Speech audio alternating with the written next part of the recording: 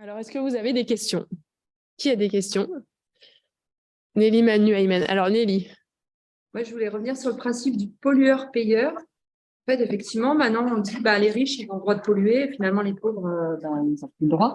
Pourquoi il n'y a pas moyen au lieu de dire aux gros pollueurs de la planète de payer, de les interdire de polluer, en fait? Donc, pour payer, c'est la Total, ils n'en ont rien à foutre de payer, je pense. Ils répercutent beaucoup sur nous, de toute façon. Vous avez entendu la question? Oui, très bien. Ok. Très bien. Alors, Manu, ta question? Alors, c'est même toute ma dent. Tu viens? Allez. Ouais, je viens. T'as un micro. Oui. Du coup, dans le même principe, vous avez parlé de bourse CO2, sont définies par chaque année, et savoir c'est quel comité ou qui est-ce qui définit ça plutôt, vous savez ou pas? Ok. Et Ayman?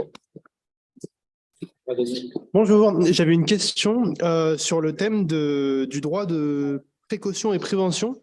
Est-ce que dans l'un des deux cas, on est obligé, en fait, si on voit qu'il y a par exemple des menaces sur le Rhône, de prouver scientifiquement par des relevés, par des expériences, par des par des études, le fait que le Rhône est en danger, ou est-ce que un des deux droits, précaution et prévention, laisse la possibilité quand même de prouver sans forcément passer par un cas scientifique. Voilà, merci. Voilà, on vous laisse répondre d'abord à ces 3 questions et on prendra la suite ensuite. D'accord. Permettez-moi de commencer par la 3e, puisque je n'ai pas eu l'occasion de présenter la distinction entre précaution et prévention. Dans le cadre de la prévention, tous les éléments de la responsabilité juridique sont connus. Nous connaissons l'auteur du dommage, nous connaissons le dommage et nous connaissons le lien de causalité entre l'auteur et le dommage. Il est par conséquent assez aisé scientifiquement de prouver le dommage et donc d'adopter des mesures juridiques. Donc effectivement, dans le cadre du principe de prévention, les citoyens, par exemple, une association comme vous n'aurait pas une grande difficulté normalement à obtenir des mesures du juge, sauf, comme je l'ai dit tout à l'heure, absence de volonté politique. Dans le cadre du principe de précaution, la question en effet est plus délicate puisque par nature, nous ne pouvons pas connaître le vrai ou à propos du phénomène concerné. L'immense chance du principe de précaution est que ce principe prévoit précisément que même s'il n'est pas possible de rapporter une preuve ferme, mais que les citoyens, par exemple un groupe d'action, disposent d'indices scientifiques suffisants montrant une menace, un certain danger de risque grave et irréversible pour l'environnement, alors on peut agir. Là, bien sûr, la solution dépendra de l'ouverture du juge ou du tribunal en général, également, il faut bien le dire, de son éducation scientifique. Mais vous soulevez un point qui est très délicat et qui me semble souvent mal assumé par les juristes eux-mêmes. Alors, je disais, le principe délicat, j'espère reprendre à peu près là où je me suis arrêté, le problème délicat en droit qui est souvent mal vu par les juristes et, je dois le dire tristement, non assumé par les tribunaux, est que la preuve est une institution juridique et non pas une institution scientifique. Les preuves en droit se trouvent dans un code de procédure. La procédure, précisément, soit civile, soit pénale, soit administrative. Les scientifiques se contentent de fournir des indices à la Cour. Ils n'amènent pas de preuves.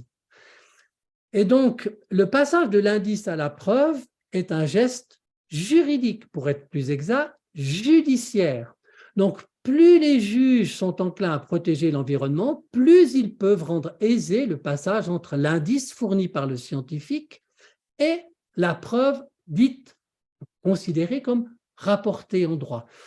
Et là, nous assistons, disons, parfois à un manque de courage des autorités judiciaires, estimant par exemple que les indices scientifiques reçus ne sont pas suffisants, alors qu'il s'agit bien souvent d'une volonté politique de ne pas vouloir adopter la décision demandée et pas du tout d'une réalité scientifique qui empêcherait la décision de justice.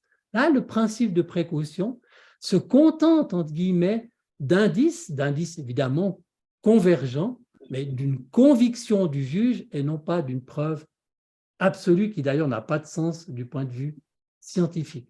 Cela nous rappelle justement, comme je l'ai dit, que ça n'est pas un bon signe en matière environnementale que d'avoir quasiment mis de côté le principe de précaution. Concernant maintenant la deuxième question et les marchés de CO2, ces marchés sont une réunion d'États et d'entrepreneurs qui était prévue dans le cadre du protocole de Kyoto, qui a été repris d'ailleurs ensuite, je ne sais plus sous quelle forme, mais sous un accord juridique. Les États sont assez respectueux de ce système. Il y a aussi un marché européen, entre États européens, du carbone. Et donc, c'est un véritable marché. On a offre-demande, simplement. On a plafonné la quantité de CO2 possiblement productible dans la zone par année. Et donc là, plus vous baissez le plafond, plus vous diminuez mécaniquement la pollution. Quant à la question numéro 1, alors je l'ai dit tout à l'heure, et votre question est très juste, pourquoi n'empêche-t-on pas les plus gros pollueurs de polluer? Eh bien, la réponse, elle relève quasiment de ma première diapositive, le droit ne peut pas agir par lui-même. Le droit n'est jamais que l'instrument du politique ou de la politique. Si les politiques ne veulent pas appliquer le droit, bien, ils ne l'appliquent pas, c'est-à-dire qu'ils adoptent des règles juridiques, par exemple, qui ne sont pas contraignantes. Les règles juridiques n'étant pas contraignantes, bon, les États vertueux les suivront et d'autres États feront selon leur bon caprice ou selon leurs avantages économiques. Ici, le problème est purement politique. Malheureusement, ce que l'on devrait dire, c'est que nous avons quitté un monde libéral à peu près équilibré pour un monde néolibéral qui est complètement déséquilibré. Je rappelle quand même la distinction entre libéral et néolibéral qui n'est pas si difficile à conduire. La vision néolibérale est la suivante. L'entrepreneur, lorsqu'il enregistre des bénéfices, garde tout pour lui, et lorsqu'il enregistre des pertes, il s'adresse vite à l'État pour être sauvé. C'est le cas des grandes entreprises nucléaires, électriques et des banques. Dans un système libéral, non pas l'entrepreneur qui cumule de grands bénéfices les garde, mais le même entrepreneur qui cumulerait des pertes les assume sur sa fortune privée. Et donc, il est éminemment responsable. Donc, il ne s'agit pas pour nous, défenseurs d'environnement, de rejeter le libéralisme, mais bien évidemment de nous battre contre le néolibéralisme, un néolibéralisme qui n'a rien à voir avec le libéralisme, malheureusement. Le néolibéralisme n'existe que depuis une cinquantaine d'années. Les marchés n'avaient jamais été hors contrôle de l'État avant le reaganisme et le thatcherisme. Ok, merci pour vos réponses. Alors, en théorie, on a jusqu'à 17h, mais on va prendre encore 2 questions en questions rapides et réponses rapides. Il y avait Daniel et non, Daniel, plus de questions. Alors, est-ce que quelqu'un d'autre a une question? Viens lire ta question, Valérie. Bonjour. Bonjour. Alors, moi, il y a une question qui est importante. On pense la nature, la biodiversité, le Rhône, les hommes qu'il y a autour. Est-ce que c'est normal de faire payer pour le droit de polluer? Alors, sachant très bien qu'il va y avoir des impacts sur tout ça. Ok, merci matériel. Valérie. Est-ce que quelqu'un d'autre a une question? Eh bien, Manu, vas-y. C'est pas vraiment une question. On fera juste ces 2 questions comme ça. Du coup, c'est juste, vous m'avez captivé pendant les 20 minutes. Je trouve que c'est un peu court. Est-ce que vous auriez, par exemple, une bibliographie à conseiller pour s'intéresser et un peu plus pousser personnellement? Alors, j'aurais peut-être un livre à vous conseiller parce qu'il est très court. Il a été pensé vraiment pour des non-universitaires, c'est-à-dire qu'il n'est pas académique. C'est le petit livre que j'avais écrit avec Dominique Bourg qui s'appelle Petit traité, je ne sais plus exactement, Petit traité des vertus pour génération écologique.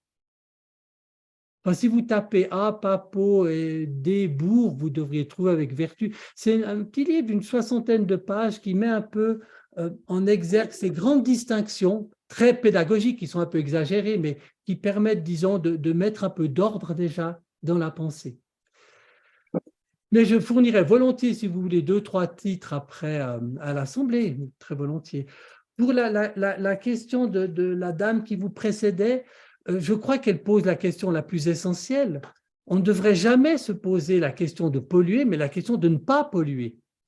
Et nous savons depuis la sagesse grecque, et nous le savons maintenant de manière tout à fait scientifique depuis les rapports Brundtland et autres, qu'il est beaucoup plus difficile, pour ne pas dire honnêtement impossible, de réparer.